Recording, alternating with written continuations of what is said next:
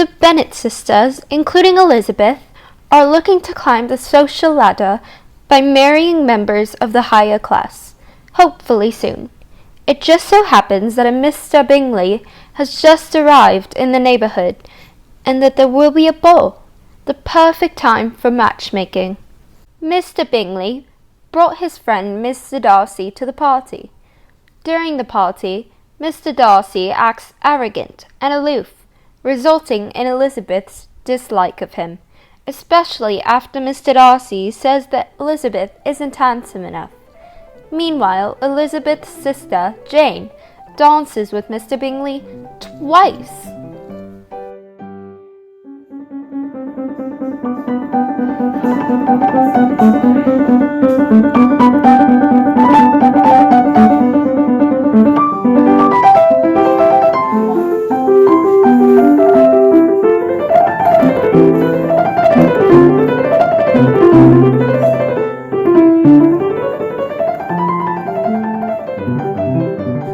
After a series of events, Elizabeth receives her first proposal from her cousin.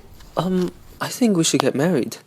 Because I'm a clergyman, and marriage is required for my profession, and because I think it would add to both of our happiness, and also because Lady Catherine, with her superiority, recommended this to me.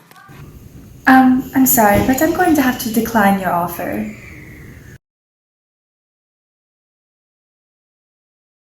I can't believe Mr. Collins and my friend Charlotte are getting married 2 days after he proposed to me. I thought Charlotte was helping out a friend, but really she was redirecting his affections towards herself for her own benefit. What a frickin' snake! After rejecting Mr. Collins, Elizabeth has little prospects of marrying anytime soon, and neither does her sister Jane. It becomes apparent that Mr. Darcy has interfered in Jane's life by telling Mr. Bingley not to marry her. However, it turns out that Mr. Darcy is actually in love with Elizabeth. In vain I have struggled. It will not do. My feelings will not be repressed. You must allow me to tell you how ardently I admire and love you. This is the most unprecedented development. Unfortunately, I can't return your affections. I'm really sorry if I've hurt you. I do wonder, why would you even consider making this proposition when you have so interfered with my sister's love life? I have every reason in the world to think ill of you. Even if you were the last man on earth, I wouldn't even consider marrying you.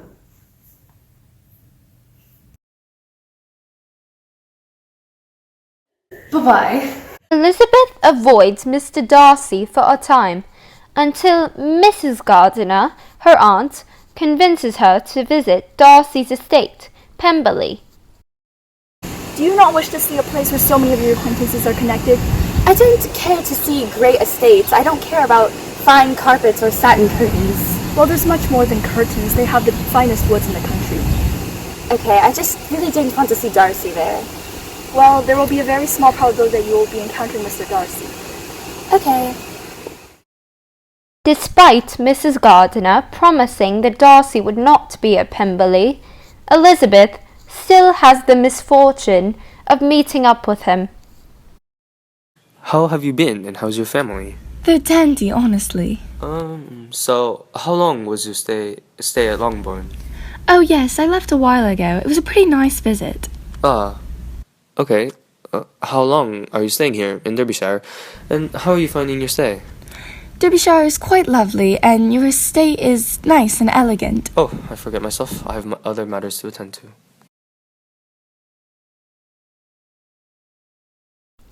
Matters worsen at home.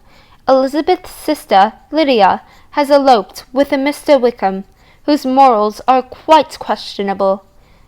This is scandalous, and the Bennet family's name will be tarnished if Lydia does not marry Wickham.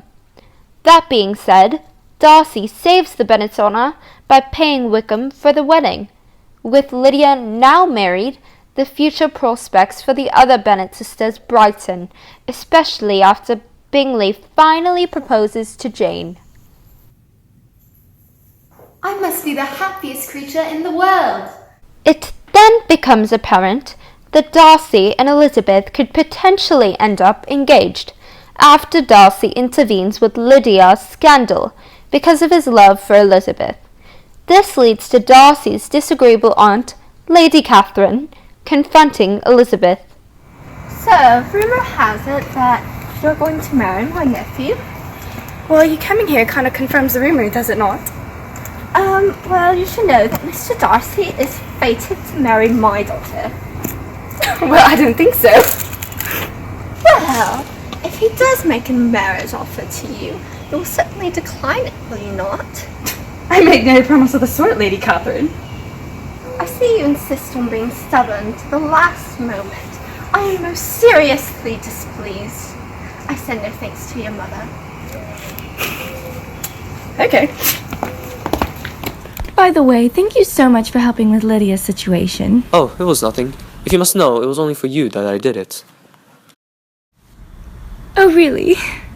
My sentiments and affections remain unchanged, but one word from you will silence me on the subject forever. Well, actually, you see, my affections have undergone quite the transformation. Information of your affections came to me when my aunt called upon me and told me how you refused to give a promise regarding our marriage. Okay, cool, so we can get married now. Oh, we've been out for quite a while. They're gonna start suspecting us.